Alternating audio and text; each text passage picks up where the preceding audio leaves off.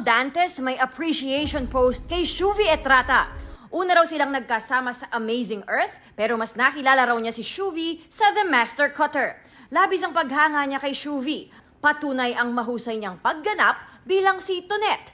Payo ni Dong sa Rising Star, never lose that spark because it's her superpower. Grateful naman si Shuvi sa appreciation post ng Kapuso Primetime King. Rob Ginto may heartfelt birthday message sa boyfriend na si Yasser Marta. Sa Tanay Rizal, nag-celebrate ang couple. Hello po. Ako po si B. Get to know more of Bianca Umali sa first ever podcast.